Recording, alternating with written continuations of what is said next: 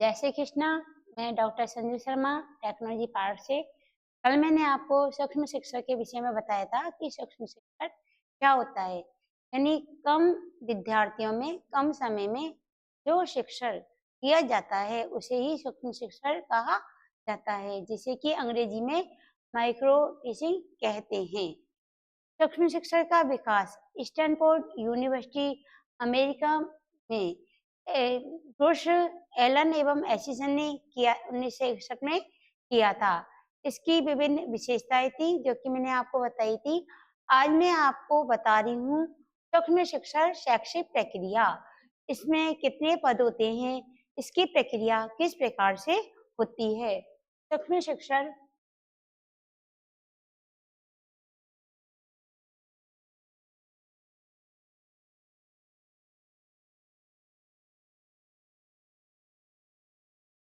शैक्षिक प्रक्रिया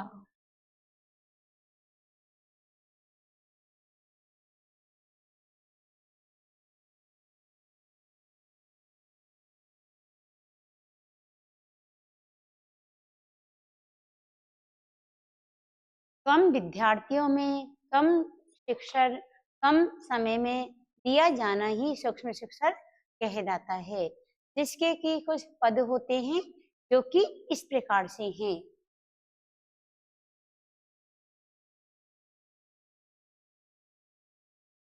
छात्र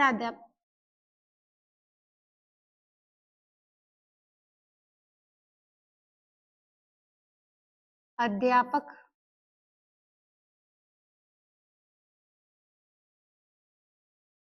प्रशिक्षण।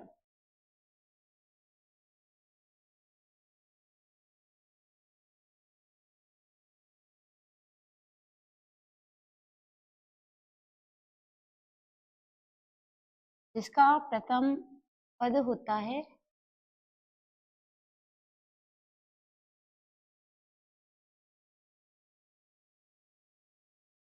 प्रस्तावना पद, जिसके अंतर्गत शिक्षक छात्राध्यापक को सैद्धांतिक एवं व्यवहारिक ज्ञान देता है कि किस तरीके से शिक्षण कराना है। जो सूक्ष्म शिक्षा की पाठ्य योजनाएं वो किस तरीके से बनानी है, किस तरीके से विद्यार्थियों के पूर्व ज्ञान का अध्ययन करना है। दूसरा होता है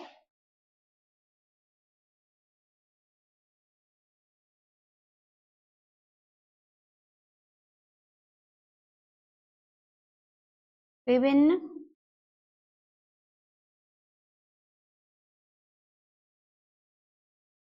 कौशलों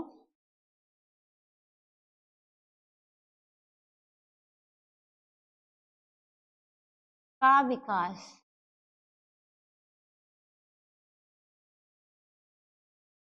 प्रस्तावना पद बताने के बाद जो शिक्षक होता है वो छात्राध्यापिकाओं में या छात्राध्यापक में विभिन्न प्रकार के कौशलों का विकास करता है कि किन कौशलों का विकास करके उसको अपने पाठ को आगे बढ़ाना है।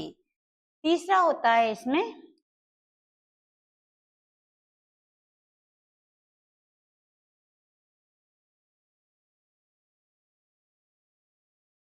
आदर्श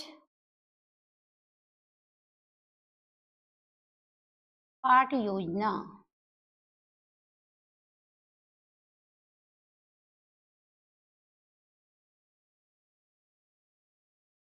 प्रस्तावना पद के बाद विभिन्न कौशलों का विकास।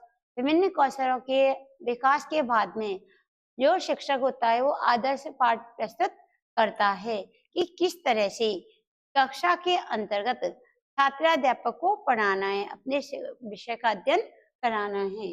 उसके बाद में आता है आदर्श पाठ का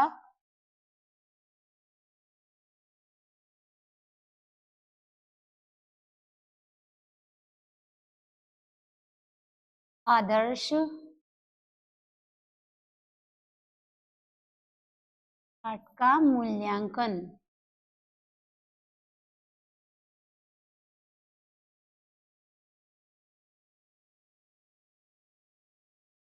शिक्षक ये सब बताने के बाद जो आदर्श पाठ कक्षा में पढ़ाता है उसका मूल्यांकन करता है कि जो पाठ पढ़ाया गया है वो उचित है या नहीं। इसके पदों में दूसरा क्रम आता है छात्राध्यापिका अथवा छात्राध्यापक।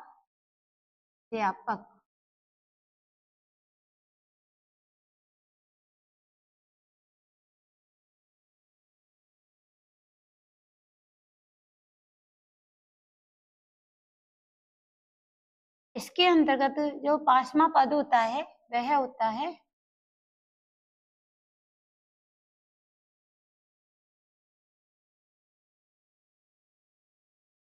सूक्ष्म शिक्षण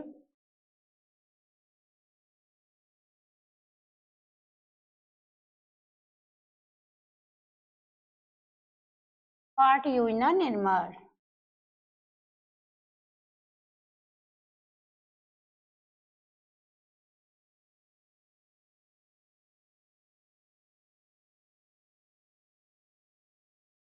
प्रस्तावना पद विभिन्न कौशलों का विकास, आदर्श पाठ योजना, यह सब बताने के बाद जो शिक्षक होता है वह विद्यार्थियों को समय देता है सूक्ष्म शिक्षण पाठ योजना निर्माण करने के लिए कि जो विद्यार्थी हैं वह सूक्ष्म शिक्षण की पाठ योजना कोई भी प्रकरण लेके उसको कम समय के लिए बना के निर्धारित करें।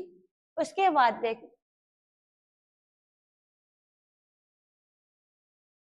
योजना निर्माण कराने के बाद जो शिक्षक होता है वह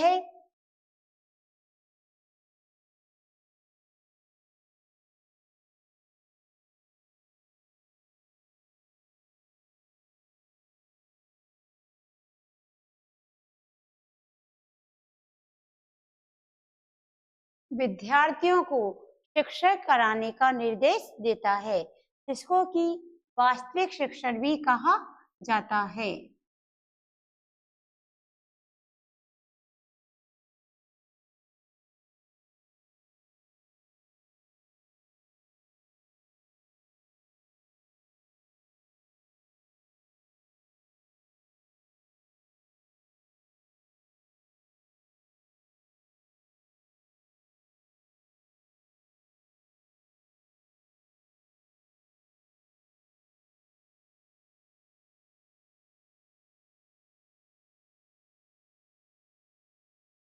जब पाठ योजना का निर्माण कर दिया जाता है उसके बाद में जब छात्राध्यापिका के द्वारा उसका वास्तविक शिक्षण किया जाता है तो उसके बाद में जो पाठ बनाया गया है उसकी पुनः आलोचना की जाती है।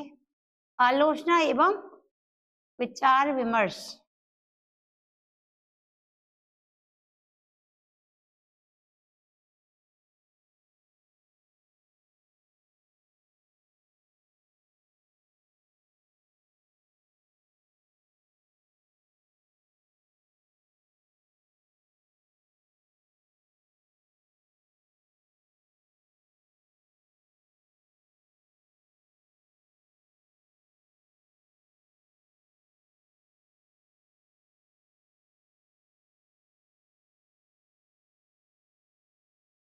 शिक्षक के द्वारा विचार विमर्श किया जाता है कि जो पाठ पढ़ाया गया है उसमें कोई गलती तो नहीं है, वो अच्छा है या बुरा।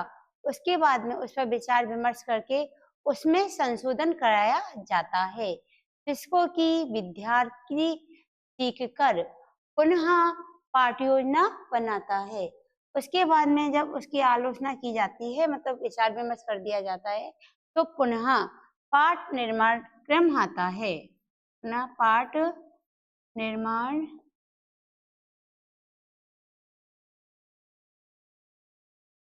क्रम।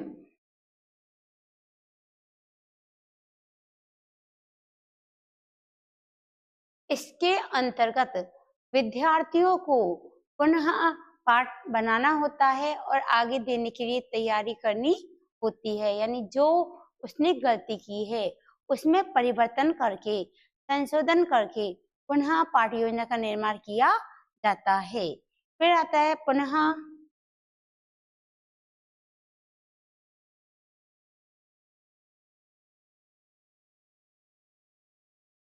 शिक्षण क्रम।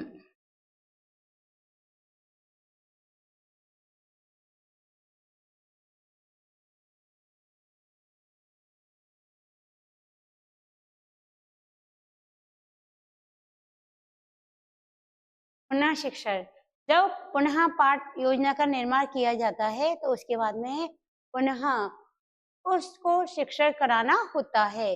पुनः पहले योजना बनाना, उसके बाद में पाठ का निर्माण किया जाता है। उसके बाद में जो उसके अन्य साथीगण होते हैं अथवा जो अन्य शिक्षकगण होते हैं वो उस पाठ की पुनः आलोचना करते हैं। उसके बाद में आता है पुनः आलोचना क्रम।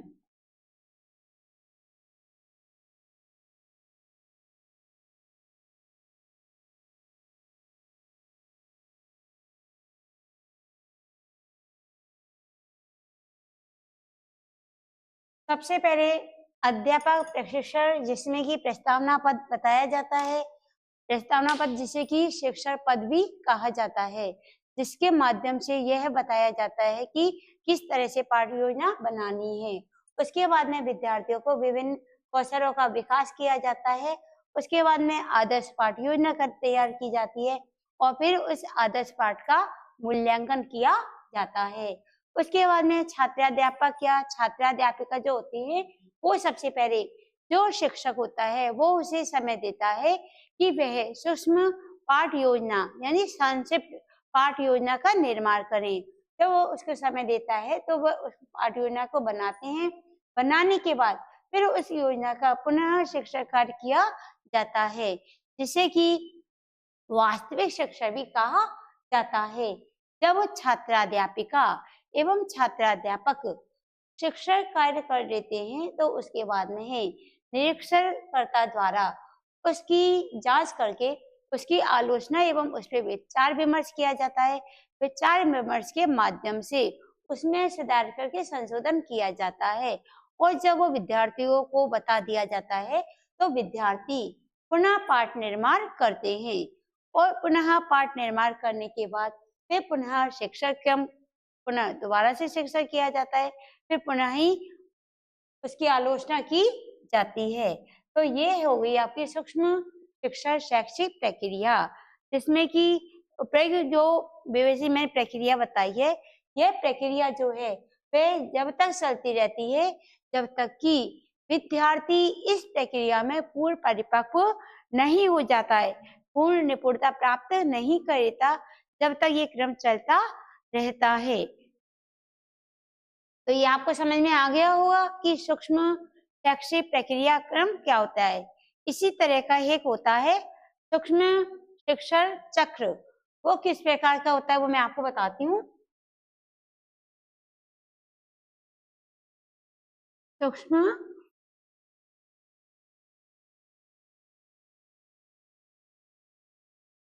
शिक्षण चक्र।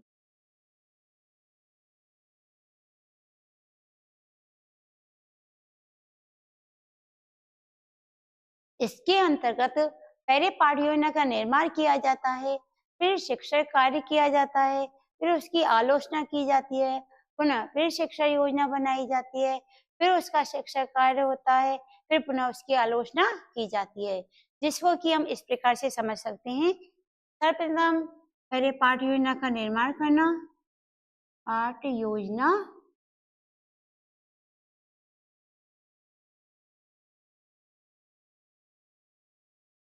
हाँ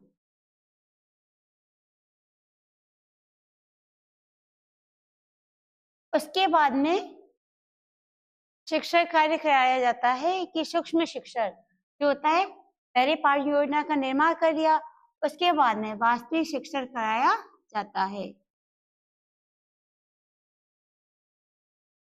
वास्तविक शिक्षण मीन्स विद्यार्थियों को जो हमने पाठ योजना तैयार की है उसके माध्यम से उनको पढ़ाना।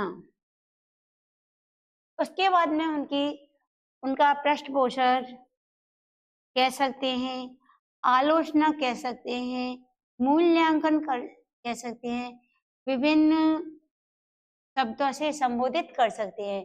यानी जो पाठ्य योजना पढ़ाई जा रही है, जो शिक्षक किया जाता है, उसकी आलोचना करना, उस पर विचार विमर्श करना, उसको फीडबैक देना, उसका पुनर्वर्णन करना कि उसमें क्या अच्छाई रही है, क्या कमी रही है, उनमें क्या परिवर्तन हो सकता है, किस तरह से उनको संशोधन किया जा सकता है, क्या उसमें सुधार किए जा सकते हैं।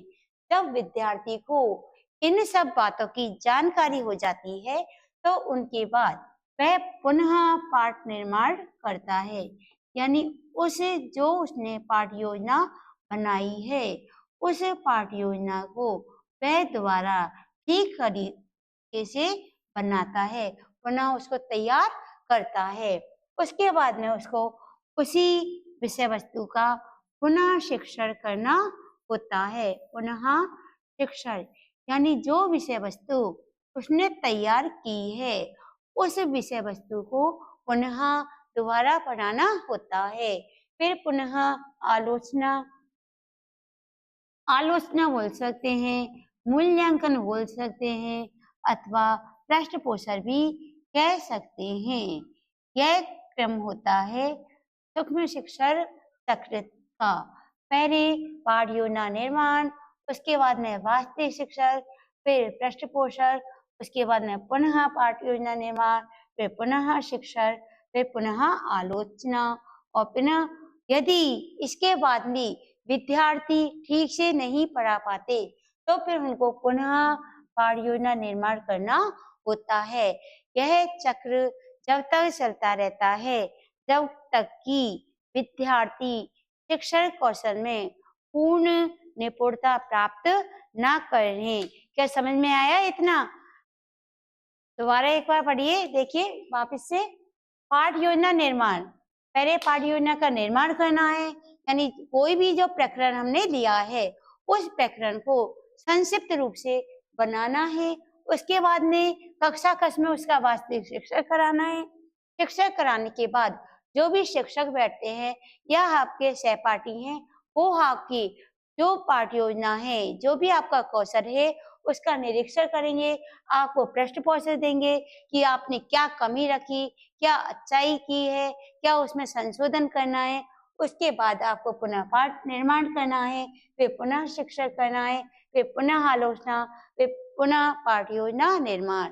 तो ये होगा, पहले आपका हुआ शैक्षिक प्रक्रिया जिसमें कि विभिन्न पदों का आपने अध्ययन किया। उसके बाद में है आपका सूक्ष्म शिक्षण चक्र। अब हम आपको बताते हैं कि सूक्ष्म शिक्षण का भारतीय प्रतिमान क्या है।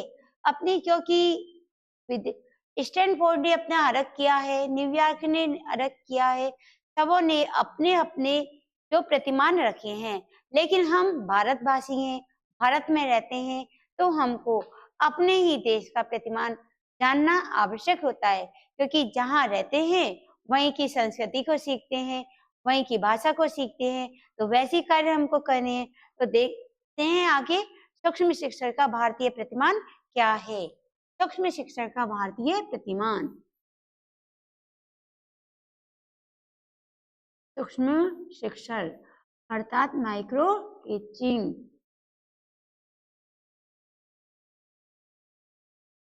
का भारतीय प्रतिमान। भारतीय प्रतिमान मीन्स कि इसमें कितने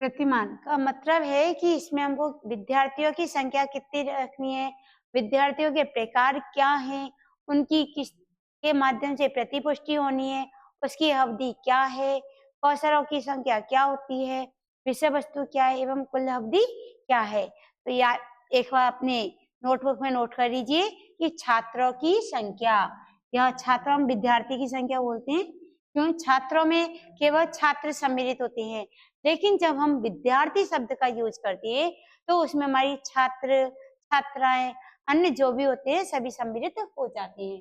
तो विद्यार्थी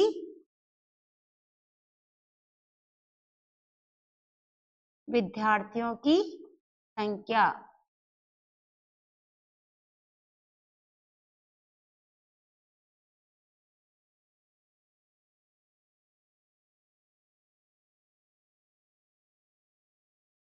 कितनी होती है?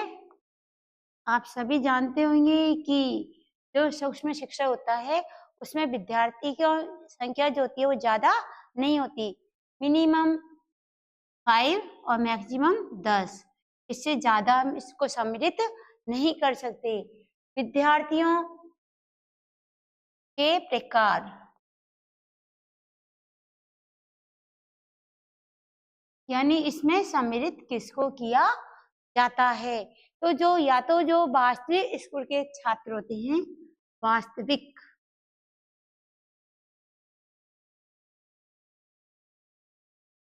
स्कूल के विद्यार्थी,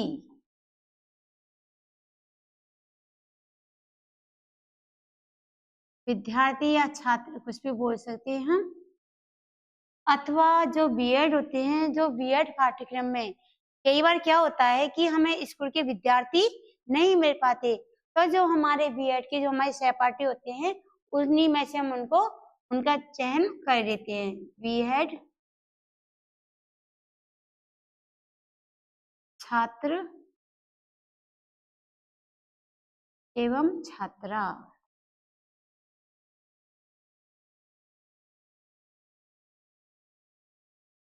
पाठ की अवधि, जो पाठ पढ़ाया जाता है उसकी अवधि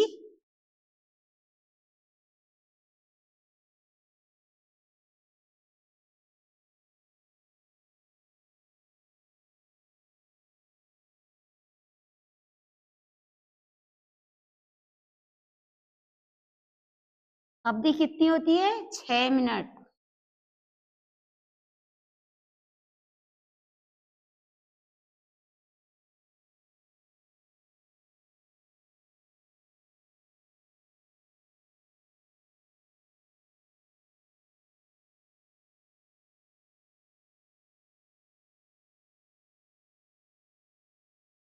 छह मिनट की अध्ययन किया जाता है। निरीक्षण एवं प्रतिपुष्टि,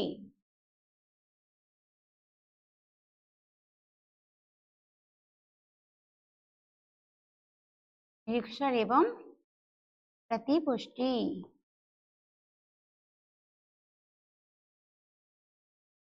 जो निरीक्षण किया जाता है या फीडबैक किया जाता है या जो आलोचना की जाती है वो किसके माध्यम से की जाती है? वो जो अपने कॉलेज के या अध्यापक होते हैं या शिक्षक होते हैं उनके द्वारा, अध्यापक या अध्यापिकाएं भी हो सकती हैं, एवं जो हमारे साथ बीएड में सहपाठी होते हैं वो भी हमारा निरीक्षण करते हैं। बीएड के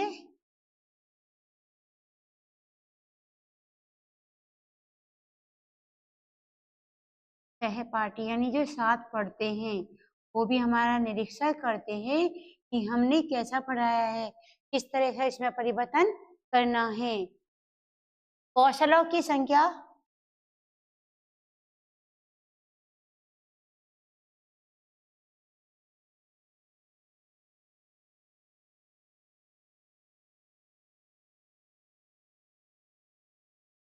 कौशलों की संख्या तो अनेक होती है, पर एक साथ तो हम उसको नहीं पढ़ सकते ना। एक साथ यदि पढ़ेंगे तो सब कुछ भूल जाएंगे, तो एक समय में केवल एक कौशल का ही अध्ययन करना होता है। एक समय में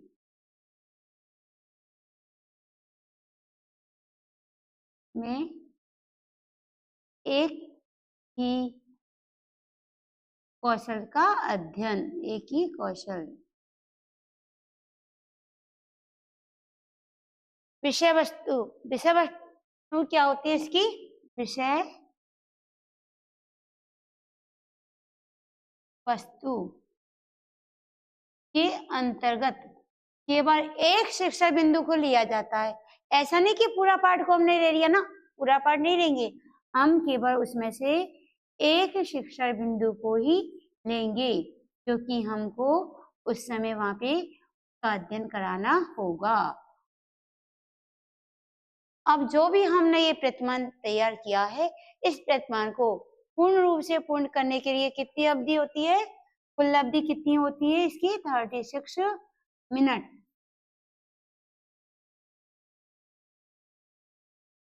कुल अवधि 36 मिनट।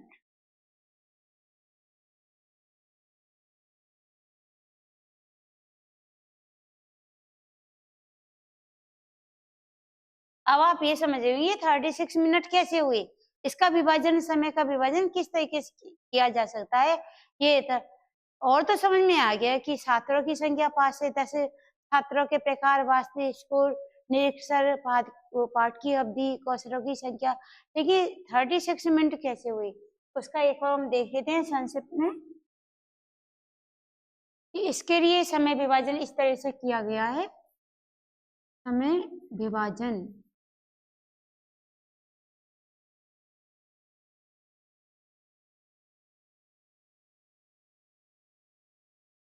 इसमें पहले जो शिक्षण कराया जाता है, शिक्षण, उसकी अवधि होती है 60 मिनट।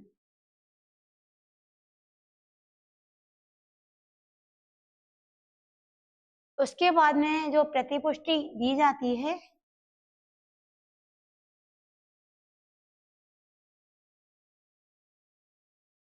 वो कितने मिनट की होती है, वो भी 6 मिनट की ही होती है।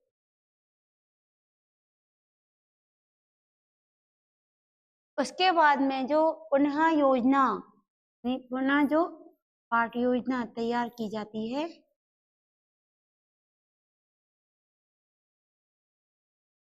वो कितने मिनट की होती है, कितने मिनट में आप बना सकते हो पाठ योजना, के लिए चाहिए हमें 12 मिनट्स, यानी 12 मिनट के लिए हमको प्राप्त होते हैं, जिसमें कि हम संशोधन करके उसको तैयार कर सकते हैं। फिर पुनः शिक्षण,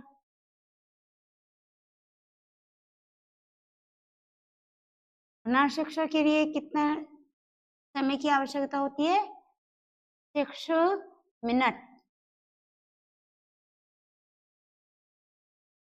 फिर पुनः प्रतिपुष्टि, प्रतिपुष्टि का टाइम तो आपको पता लग गया होगा कि कितना चाहिए आपको। पुनः प्रतिपुष्टि कितने समय में होती है, 6 मिनट। अब आपने देख लिया होगा कि हमारी कुल समय या कुल अवधि कितनी हो गई, कुल अवधि 36 मिनट्स। 6 6 12 12 24 30 और ये हो गया 36 मिनट।